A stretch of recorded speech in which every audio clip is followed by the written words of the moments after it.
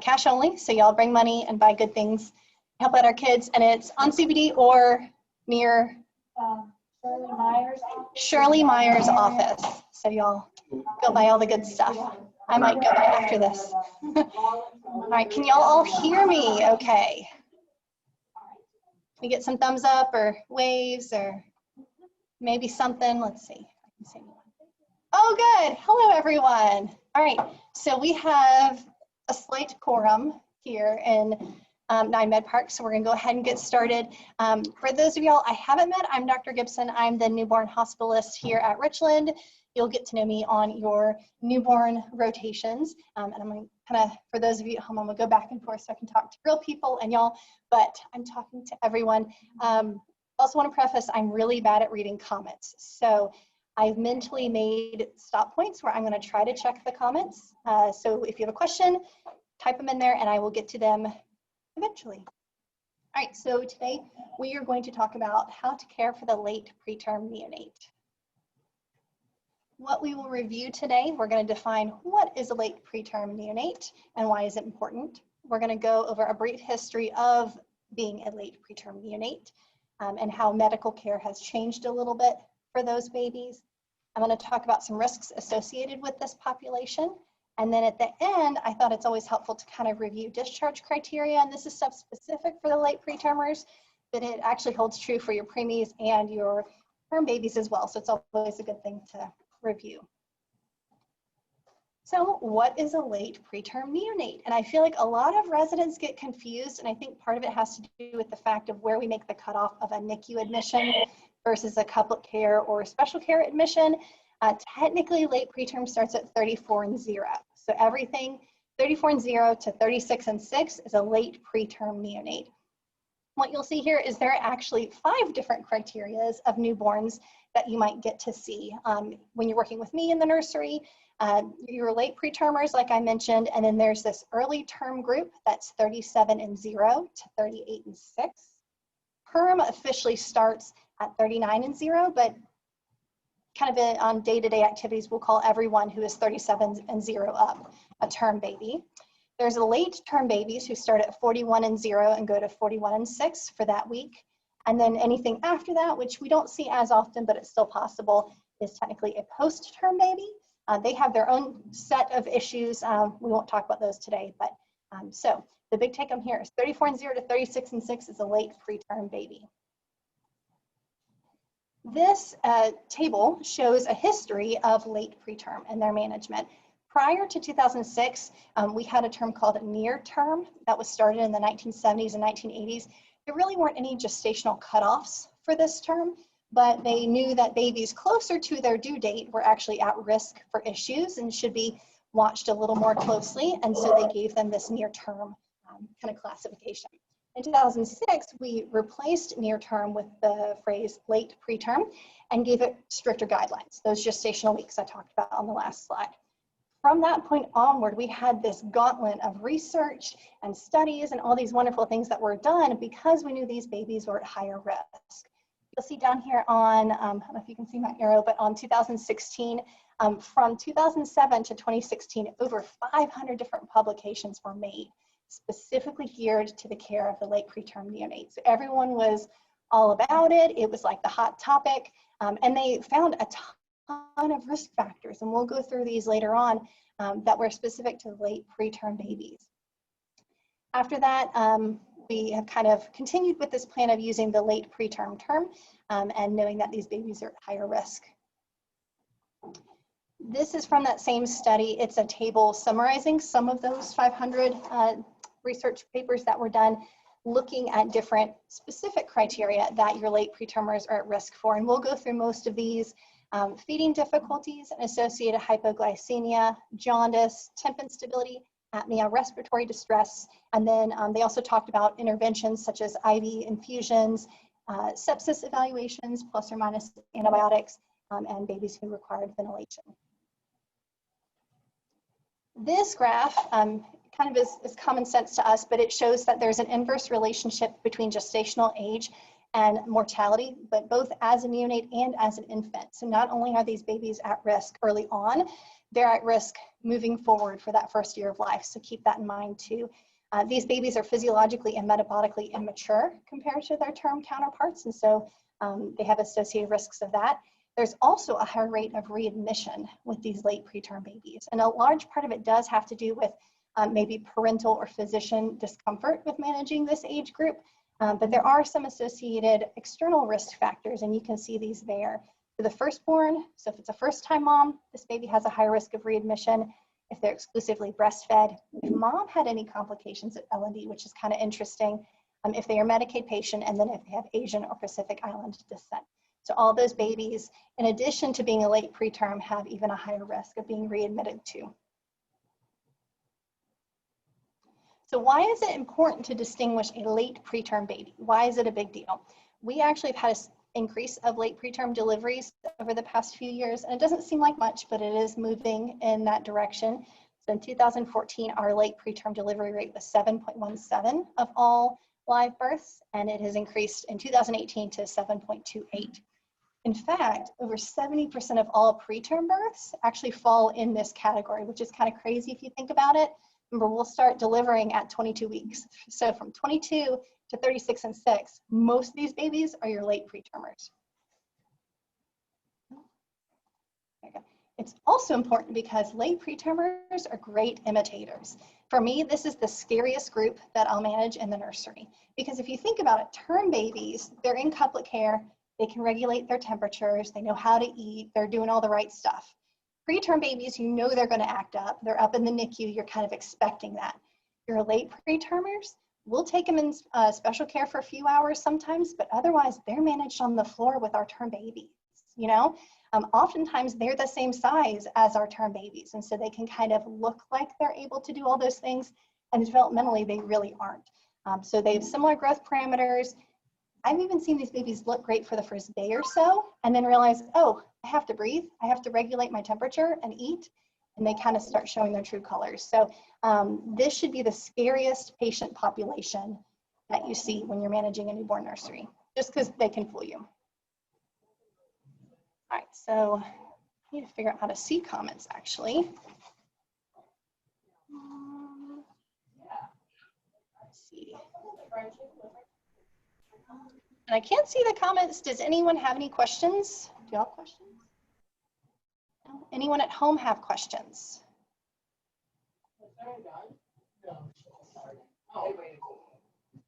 Say that again? Maybe not? Okay, I'm gonna move forward then. This next section, we are gonna talk about associated risks that you'll see in this population. We'll go through respiratory distress and apnea, temp instability, hypoglycemia, hyperbilirubinemia, and then poor feeding and sepsis.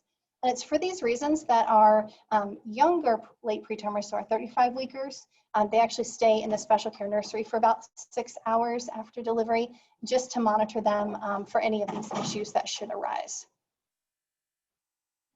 Respiratory distress. Lung development is not complete in the late preterm period, and so there's still some things that have yet to occur, which is why these babies are already set up even before birth for respiratory issues. So, and I'll show this on the next slide, the late preterm window kind of encompasses the end of the terminal sac period and the beginning of the alveolar period in terms of lung maturation.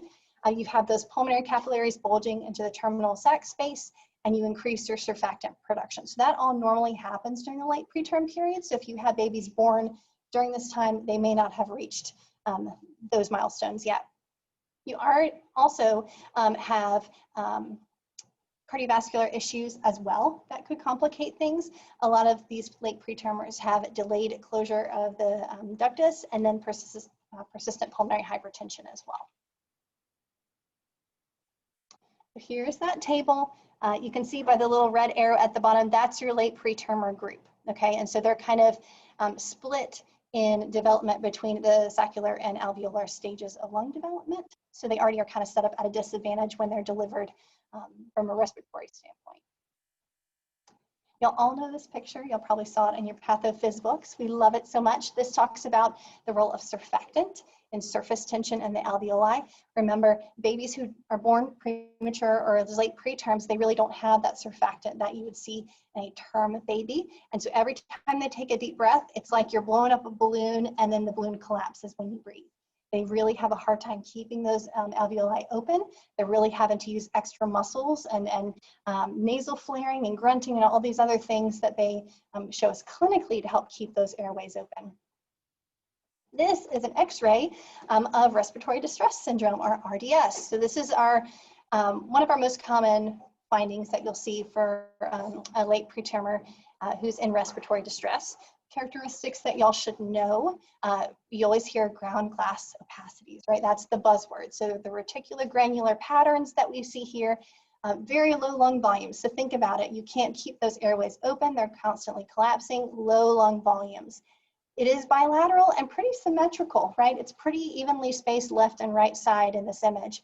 And then you can actually see air bronchograms. Can y'all see my air? Y'all can't see. There are air bronchograms there. That's a marker of RDS as well. A quick diversion from a late preterm. I thought this was a good time to do a quick review of kind of the big three. These are respiratory issues you will see quite often in the nursery and you will see quite often on boards. So it's good to kind of be able to differentiate between the three of them. So we already talked about your RDS. Remember, this is preterm deliveries, right? Anyone remember the random group that also gets RDS?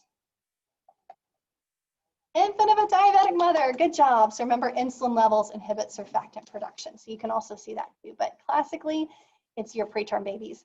On the left, you'll see TTN, okay, here's your TTN.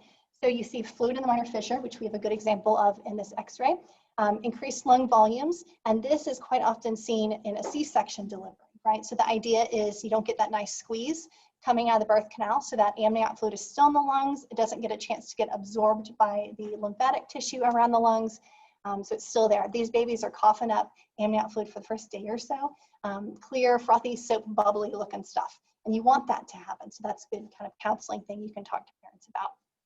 And then here on the right, we have meconium aspiration syndrome.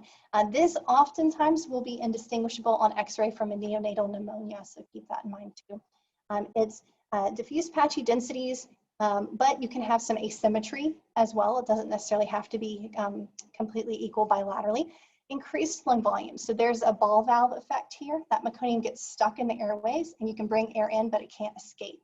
So increased lung volumes and that increased pressure can also cause these babies to develop a pneumothorax. So you may see that too.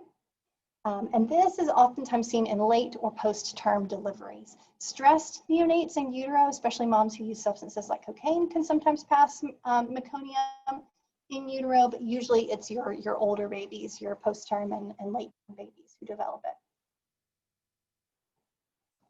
I do want to touch on the use of antenatal corticosteroids here. There are lots of benefits that we've seen to mom receiving them prior to delivery if she gets them in enough doses and with enough time before the baby actually delivers.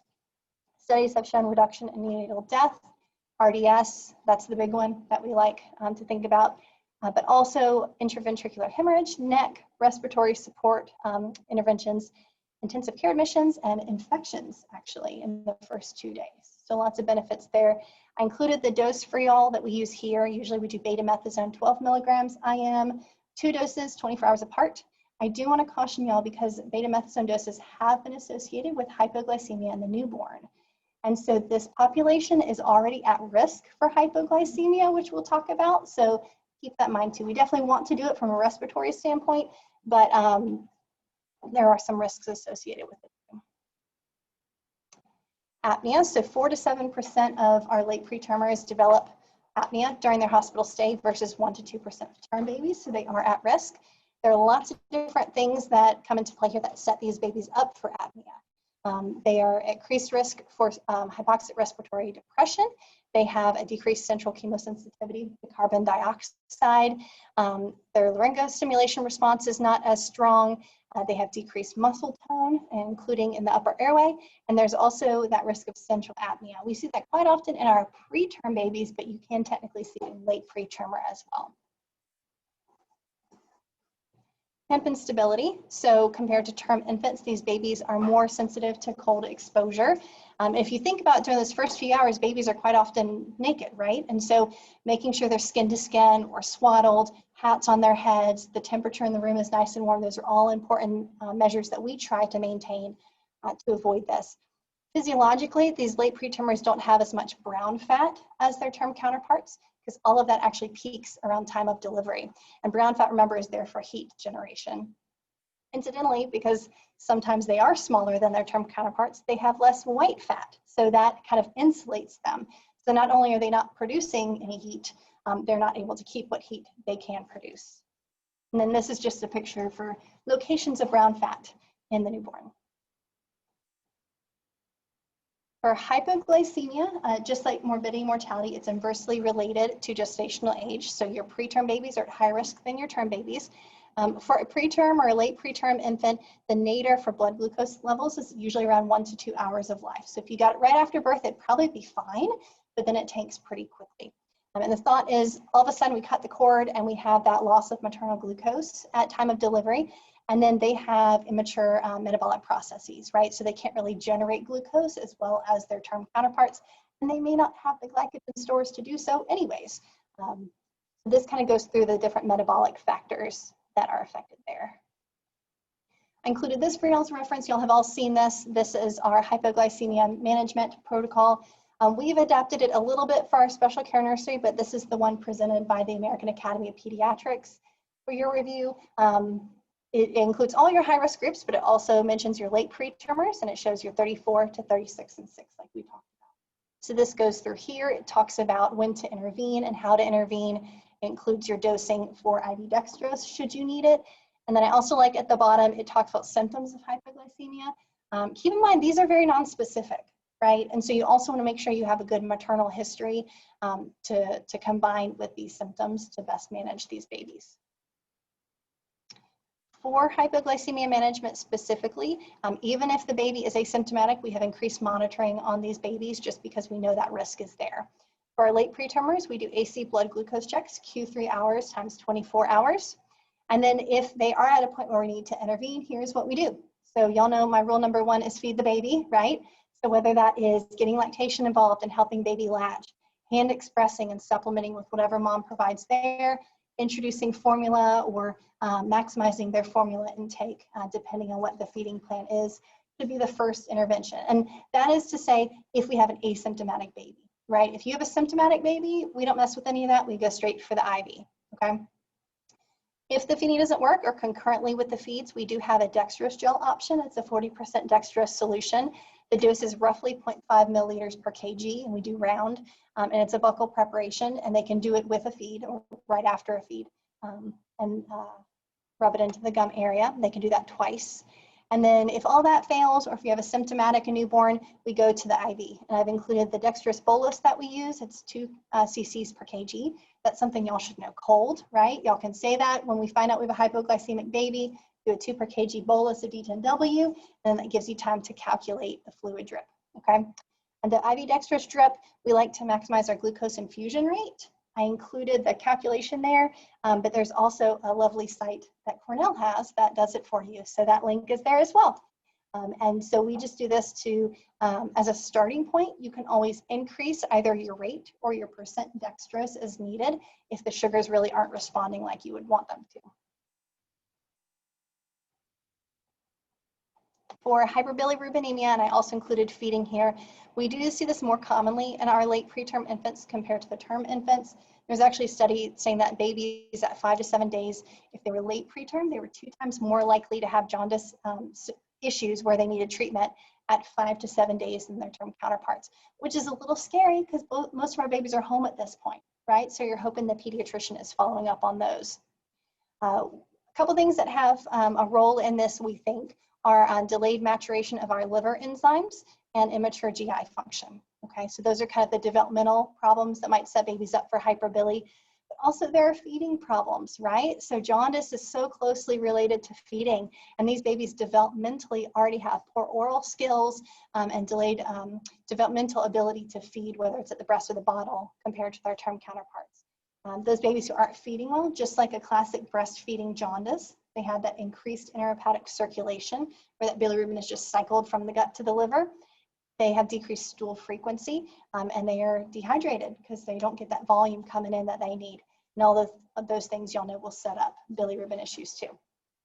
Thankfully, kernicterus is uncommon in the late pretermers. I think it's partially because we're so neurotic about checking these sugars. We really don't see it as much, but it has been documented at much lower concentrations. So even as low as 10 to 14 milligrams per deciliter, which is a little insane, but that's even more reason to be vigilant about checking these babies.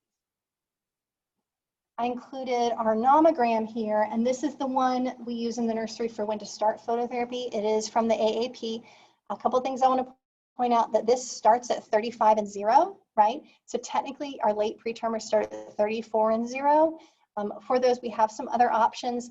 There's a Stanford Billy Tool preemie calculator that you can use. Unfortunately, when the baby ages out and gets past 35 weeks, it kind of falls off and they go into this nebulous gray zone, but that's an option for you to use as well. And you'll know you graph this, the age on the X, the y-axis is your serum bilirubin, and at whatever point the baby's bilirubin crosses their threshold is when phototherapy gets started. So with our late pretermers, they're really only going to be the thick bottom line or the wide-dashed middle line, right? Because 35 to 36 and 6. Down here, you see your risk factors as well. There's your hyperbilly. And then for sepsis, you'll know early onset sepsis, that's when you have a blood or CSF culture that's growing a pathogenic bacteria within the first 3 days of life. Obviously, it makes sense that late pretermers would have a higher incidence than term babies. It actually has a pretty high morbidity and mortality as well. Late preterm infants are, like I said earlier, more likely to be rehospitalized for possible sepsis or rule out for sepsis during that neonatal period. Here are the risk factors that we focus on. A big factor is gestational age, right? That can swing it, it being what you're going to do and how you're going to manage these patients drastically if everything else is the same. And I'll show that on the next slide. Also, of course, y'all know these, if mom has any kind of infection, if her rupture time was prolonged, so greater than 18 hours. PBS status of mom is important to know. Did she get the right antibiotics? Did she get them early enough? And then, of course, how does the baby present? What we are using now is this sepsis calculator, which we all love, and I included the link down here for you. This is put forward through Kaiser Permanente, and we go through and it's basically just data entry. You'll put in what's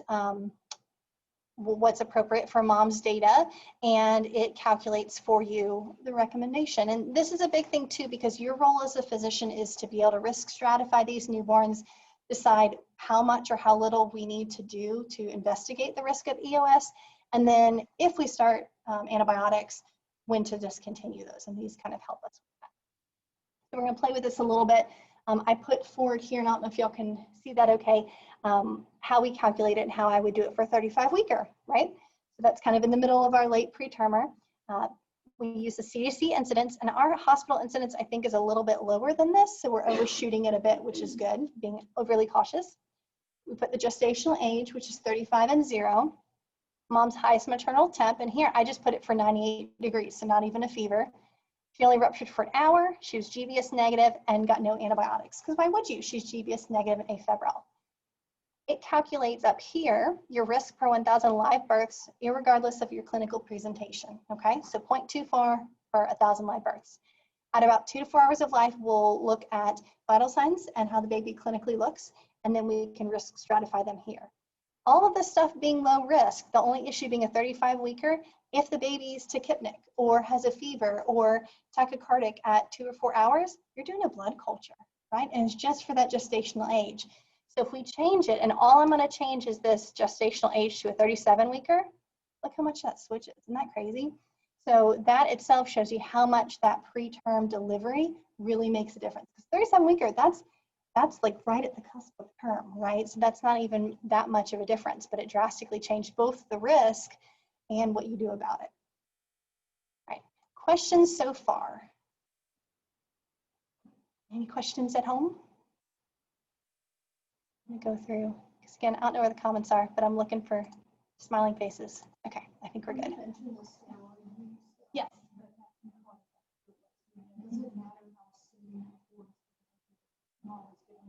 Right. Yep. So the question was, does it matter how soon before delivery the betamethasone administration could cause hypoglycemia? I don't know a specific timeline, but my thought would be if it's administered closer to delivery, your risk is going to be higher in the newborn for hypoglycemia. Good question. What else? Cool. All right. So we're making good time, y'all. Next, we're going to talk about discharge because that's the big question, and OB already said mom could go, so we need to figure this out. What qualifies a baby for discharge? I love this statement because it's basically saying every baby and mama unit are different, right? And so just because you could discharge one baby for these reasons doesn't mean every single baby meets those criteria. So it's good to know that every situation is unique in terms of when to discharge. Thankfully, the late pretermers have very similar discharge criteria to the term and the high-risk preterm babies. So they're kind of which makes sense, right? They're kind of in that same window. Minimal medical criteria for discharge. So this is the absolute minimum stuff that we need for a baby to go home safely. So we definitely need an outpatient medical home. Do we have a pediatrician? Are they aware this child exists? Do they have an appointment scheduled? Are we sending paperwork to them, right? We want that relationship. With this being a higher risk group, because of all the things we discussed, we really want them seen a day or two after discharge. So let's say this is a Friday discharge, maybe hold them till Saturday, depending on what else is going on, because Monday's a long time. Of course, you want a normal physical exam. That does include, in theory, we want normal vital signs for 12 hours or more before discharge. I know baby vitals can be kind of wild, so I included those there for y'all. We want age-appropriate voids and at least one poop before we go. Meconium stains fluids do count. So if they pass meconium in utero, that counts as a poop. We want 24 hours of good feeding, and we don't want excessive weight loss. You know, 10% or more is where we get nervous. We usually start supplementing around 7 or 8%, especially in these higher risk babies. If mom's breastfeeding, has lactation seen her? Does she have questions? Does she feel comfortable breastfeeding at home, right? If it's formula feeding, have we talked about proper mixing, right? Does mom know how to do that? We're doing the ready to feed here, but she's going on formula that's powder. Have we talked about that? Do we need to consider higher calorie formula? I know y'all are going to do a nutrition lecture tomorrow or Friday, so I didn't want to get too much into that, but a lot of times we will do higher calorie formula supplementation on these babies just because they need those extra calories and they may not take in as much volume as their term counterparts. So usually if we're going to do something, we'll do a 22 kcal formula. Remember, breast milk is somewhere between 19 and 20 calories per ounce. We did our bilirubin risk assessment. That can just be a transcutaneous. If it's low risk or low intermediate and the baby clinically doesn't look yellow, that may be all you do, but you of course can do a fractionated serum as well.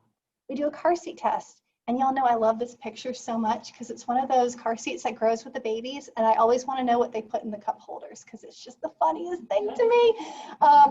But so they do the car seat test. Remember, babies who are less than 37 weeks, I'll get a car seat test. We put them in the car seat for 90 minutes or the duration of the car ride home. And we don't touch them. We just leave them there. And we look for any periods of apnea, bradycardia, or desaturations. I'm not sure for the third years if this changed since y'all have been through, but we used to send them home on car beds, which were like bassinets that just kind of sat in the back seat of the car. And that was what we did if we failed a car seat test. They found that in rollover situations, they weren't terribly safe, kind of a chicken baby. So what we do instead is we'll repeat the car seat test. If they continue to fail, we'll have mom or another adult sit next to them in the back seat and just kind of provide adjustments as needed. Because the idea is when you sit them up in the car seat, if they don't have that head and neck tone, they're going to drop their head and compress their airway. So you want to make sure mom can adjust so she's not having to reach back and do it from the driver's seat. So we do the car seat test. Obviously, you want to review all of mom's prenatal labs. You want to go over the infant labs. If you've got blood type and Coombs on the baby, were they, appropriate? Were we Coombs positive? Did we address that? That sort of thing. Continuing on, we want to make sure we have that metabolic screen done and it's sent off. We do the hearing screen, and here at Richland we do the AABR, which is the Automated Auditory Brainstem Response. Depending on where you'll end up, you may do the OAE, which is the Autoacoustic Emissions Test. In theory, for your higher risk babies like preterm and in my my mindset, a late preterm would qualify. AABR is really the better of the two to do. It's going to pick up on your high-risk babies who are at a higher risk of hearing deficits. The big difference, OAE just kind of looks at how the ear functions. It has a little microphone in the ear canal, plays a sound, and then it picks up on sound waves that came back from those inner ear cochlear hair cells. So does the ear work? The AABR has the headset on, but it's also got these monitors on the forehead and the occiput and the mastoid. It plays the sound and then it sees how the brainstem responds to it. So not just does the ear work, but do all the connections work too. So it's kind of cool. So we here would do the AABR. If they got a circ, is it healing well? You know, have we monitored it for bleeding? And then kind of moving on to social things, and this is kind of the big group of issues that we see quite often. Review family, environmental, and social risk factors. Does mom have good support? You know, this is a late pretermer. Does she have questions? Is it a first-time mom like we talked about and she's really anxious? Some of the things we like to include, and you should know this from your chalk newborn visits too, but just to kind of review them, mom needs to know what happened during the hospital course. You know, if the baby got phototherapy, she needs to know why. She needs to have an understanding of its medical care. Talking about voids and stools after they go home, we give them that little book and it talks about what their goals are. And so that's something that they can reference once they go home. Breast versus formula, we kind of talked about that already. Umbilical cord care, when does that fall off? What does she do with it? Skin care, GU care, you know, whether it's a circumcised penis or vaginal discharge, we need to make sure mom is comfortable with that. Hand hygiene, especially right now, not kissing the baby on the face. How does she use a thermometer and where does she use the thermometer? How do we swaddle the baby? What's a good way to clothe and swaddle the baby? How does mom know if the baby's jaundiced? How does she know if the baby's septic, dehydrated? Those are all good things to kind of have a discussion with. And then, of course, safe things, right? Car seat safety, safe sleep, tobacco exposure, smoke and carbon monoxide alarms, that sort of thing. So if mom can do all of those things and we've checked everything, then baby should be ready to go, right? It's a lot. It's a lot. And that's actually it. So, does anyone have questions? I love that. That's so cute. Just chilling. Yep. Does anyone at home have any questions? No, everybody's good.